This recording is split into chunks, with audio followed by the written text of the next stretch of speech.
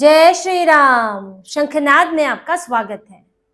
जम्मू कश्मीर में हवा बदल रही है, यहाँ की राजनीति बदल रही है और इस बदलाव में उमर अब्दुल्ला की आफत बढ़ रही है। उमर अब्दुल्ला, जिन्हें जम्मू कश्मीर में चुनाव के दौरान ध्रुवीकरण से पूरा भर भर के बहुमत के साथ वोट मिला था, लेकिन आज वही उमर अब्दुल्ला सबकी नजरों से उतर गए हैं।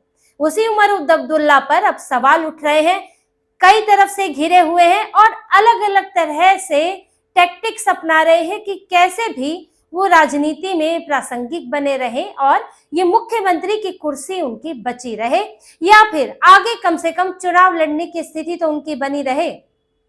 जम्मू कश्मीर में देखिए हो क्या रहा है। यहाँ पर कई वजहों से उमर अब्दुल्ला की परेशानी बढ़ी है। पहले तो यहाँ पर जब से ये जो ब्लास्ट का मामला हुआ है दिल्ली में और ये जो डॉक्टर पाए गए हैं, जम्मू कश्मीर में लगातार छापेमारी हो रही है और कई जगह से लोग गिरफ्तार भी हुए हैं, हिरासत में लिए गए हैं। अभी करीब 7 जिलों में पुलवामा, बडगाम, कुपवाड़ा, कुलगाम, अनंतनाग और बारामूला, इनमें कई जगह छापेमारी हुई है क्योंकि यहाँ पर आतंकवादियों को भर्ती किया जा रहा था।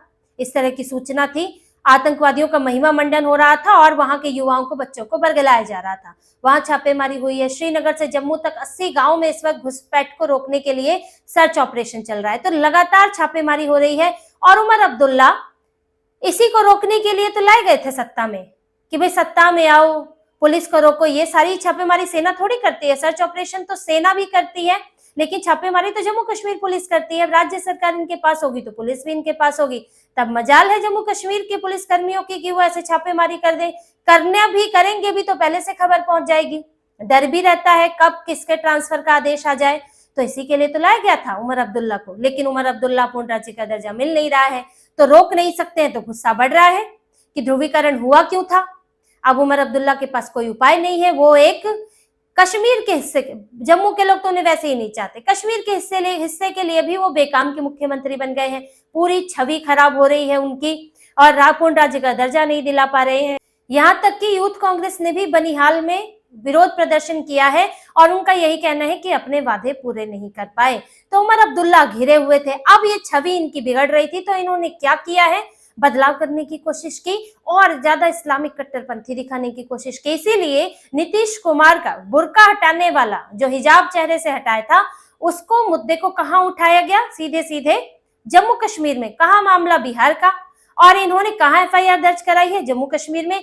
किसने कराई है? महबूबा मुफ्ती की बेटी ने, और चैलेंज किया है नीतीश कुमार को, अगर ऐसा दोबारा किया या ऐसा करोगे तो अंजाम भुगतना पड़ेगा। अब महबूबा मुफ्ती भी इनके लिए परेशानी बन गई है क्योंकि कश्मीर में देखिए होड़ क्या है, कौन पक्का मुसलमान, कौन कट्टर मुसलमान, कौन बड़ा अलगाववादी, कौन पाकिस्तान समर्थक बड़ा, तो ये सब कंपटीशन है। अब महबूबा मुफ्ती इन्हें घेरने के लिए कट्टर से कट्टर इस्लामिक मुद्दा उठा लेती है। यहाँ पर इनकी बेटी जो है चुनौती दे रही है, एफआईआर दर्ज करा रही है। अब उमर अब्दुल्ला क्या करे? उमर अब्दुल्ला ने भी ये मुद्दा उठाया। उमर अब्दुल्ला ने भी इसका विरोध किया कि मैं पीछे ना रह जाऊं, मुझे भी बहुत बड़ा मुस्लिम नेता दिखना है, तो उन्होंने भी ये मुद्दा उठाया और बार बार इन्हीं चीजों को लेकर घेरने की कोशिश की। यहाँ तक कि उमर अब्दुल्ला ने ये तक किया है कि उन्होंने ऐसे एक हाइड्रो प्रोजेक्ट में 29 लोग हैं जिनके आतंकी संगठनों से लिंक पाए गए हैं, या उनके परिवार के लोग वहां थे, या वो ओवरग्राउंड वर्कर थे और उनका भी सपोर्ट कर रहे हैं। देखिए, एक हाइड्रो प्रोजेक्ट चल रहा है कुपवाड़ा में चिनाब नदी पर, और ये प्रोजेक्ट पहले से ही, इसको लंबा समय से चल रहा है, पूरा नहीं हो पाया है। इसमें कुछ ना कुछ अड़चन आती है, लेकिन अब एक इसमें बड़ी चीज सामने आई। इस प्रोजेक्ट को कर रही है एनएचपीसीएल जम्मू कश्मीर सरकार के साथ जॉइंट वेंचर में, और इसमें जो कंस्ट्रक्शन का काम है वो MEIL के पास है, इंजीनियरिंग कंपनी है। अब ये प्राइवेट कंपनी है। अब ये कंपनी कंस्ट्रक्शन के काम के लिए 2 तरह से एम्प्लॉय रखती है, एक डायरेक्ट रिक्रूटमेंट और एक थर्ड पार्टी रिक्रूटमेंट। अब इस थर्ड पार्टी रिक्रूटमेंट में इन्होंने कई लोग रखे हैं, मजदूर के लेवल पर रखे हैं और भी कामों के लिए रखे हैं। लेकिन जब जम्मू कश्मीर पुलिस ने वेरिफिकेशन किया तो 29 लोग ऐसे निकले जिनके कहीं ना कहीं आतंकी लिंक हैं। अब इनमें से एक व्यक्ति है जिसके पिता ही आतंकी संगठन से जुड़ा हुआ था, अब उसने सरेंडर किया है। 2 लोग हैं, वो उसके ही भाई है, एक बेटा है और एक भाई है, 3 लोग ये हो गए। एक है जिसका पिता ओवरग्राउंड वर्कर है, एक है जिसका रिश्तेदार इन चीजों से जुड़ा हुआ है, डायरेक्ट आतंकी लिंक वाले हैं। बचे हुए 25 लोग हैं जिनकी कोई ना कोई आपराधिक काम में वो लिप्त है, उनके खिलाफ ऐसा कोई मामला है। अब जम्मू कश्मीर पुलिस ने बोला कि इनका इनके ऊपर नजर रखने की जरूरत है, या तो इन्हें बदल ही दीजिए या कम से कम इन पर नजर रखिए। और ये राष्ट्रीय सुरक्षा के लिए, इस प्रोजेक्ट के लिए खतरा है। इस प्रोजेक्ट पर पाकिस्तान की भी नजर रहती है। लेकिन अब MEIL मानने को तैयार नहीं है कि नहीं, अब इनको कैसे हम निकाले, ये इनके ऊपर डायरेक्ट कोई इल्जाम तो है नहीं आतंक से जुड़ा हुआ, तो हम इन्हें नहीं निकाल सकते। लेकिन कुपवाड़ा की जो विधायक है, बीजेपी विधायक है शगुन परिहार, वो बार बार इस मुद्दे को उठा रही हैं। अब उमर अब्दुल्ला जो कि मुख्यमंत्री हैं, जिनके ऊपर सुरक्षा की जिम्मेदारी है, उन्होंने इस मामले को देखना चाहिए था, और सरकार के साथ ही जॉइंट वेंचर है, तो आप इसमें ये आपकी भी जिम्मेदारी बनती है कि सुरक्षा से बने। लेकिन नहीं, इन्होंने किसके ऊपर आरोप लगा रहे हैं कि बीजेपी के लोग उसमें दखल दे रहे हैं, प्रोजेक्ट रुकवा रहे हैं, उसमें अपने लोग भरना चाहते हैं। बीजेपी के लोगों ने वेरिफिकेशन के बाद रिपोर्ट नहीं दी है, आप ही की जम्मू कश्मीर पुलिस ने रिपोर्ट दी है, तो आपको उसकी सुरक्षा सुनिश्चित करनी चाहिए। उन 29 लोगों को ऐसा नहीं है कि आप काम ना दें, लेकिन आप उन्हें सरकारी प्रोजेक्ट में ना लगाएं। उनकी अगर कोई गलती नहीं है, लेकिन फिर भी क्योंकि परिवार का संपर्क ऐसा है और आपराधिक साजिश में है, तो किसी भी लिंक का फायदा कोई दूसरा भी उठा सकता है। लेकिन उमर अब्दुल्ला जोर शोर से इनके पक्ष में खड़े हो गए। क्यों? क्योंकि बड़ा मुसलमान नेता दिखना है।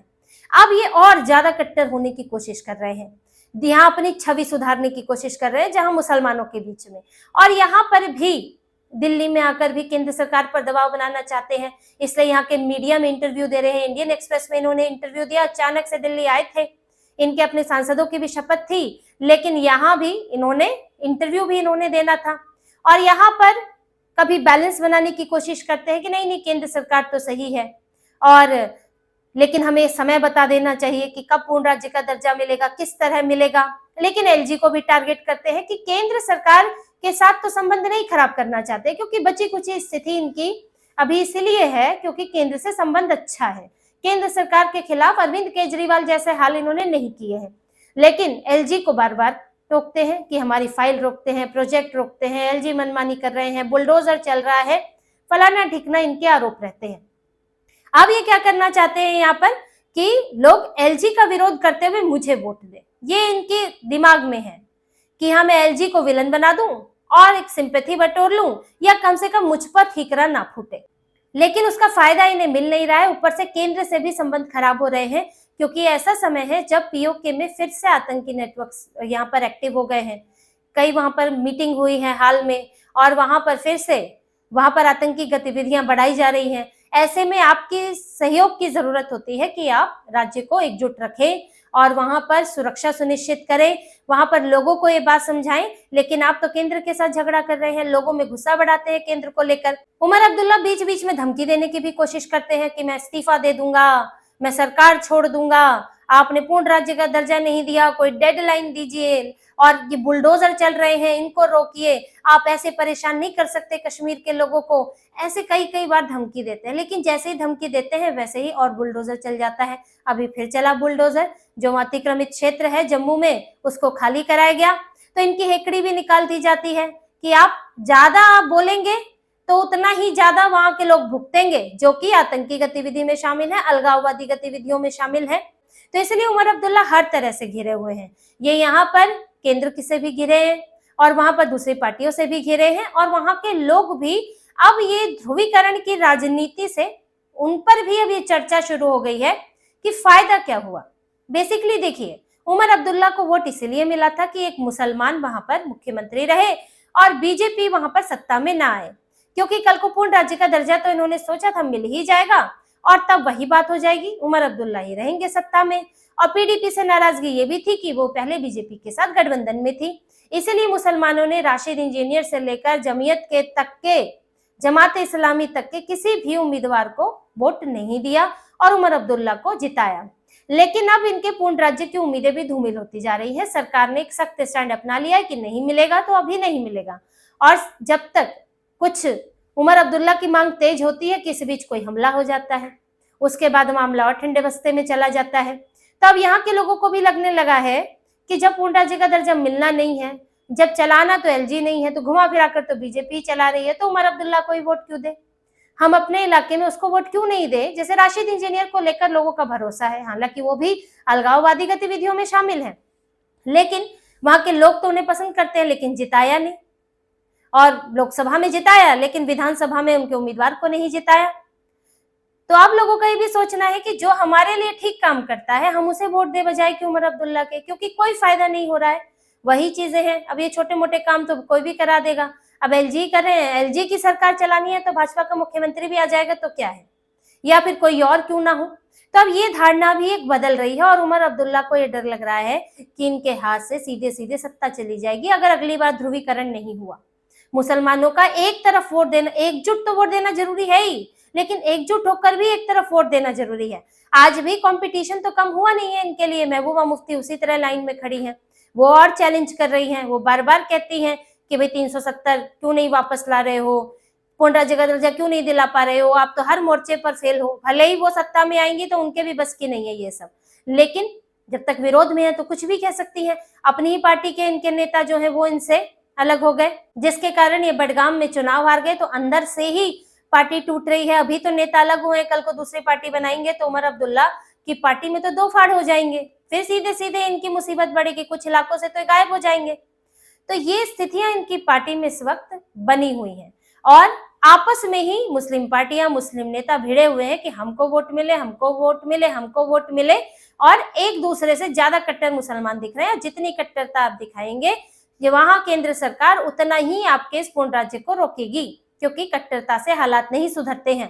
तो उमर अब्दुल्ला ऐसे फंसे हुए हैं और इस बीच में ऐसी हवा बदल रही है जम्मू कश्मीर की कि उमर अब्दुल्ला से यहाँ पर अभी कुर्सी किसी तरह बचा भी ले 4 साल, अगर इसी तरह बीच बीच मझधार में चलते रहे, ज्यादा उग्र हुए तो वो भी चली जाएगी, लेकिन अगली बार तो उनकी कुर्सी मुश्किल है कि उनके हाथ में दोबारा आए, और उन्हें वही डर लगा हुआ है।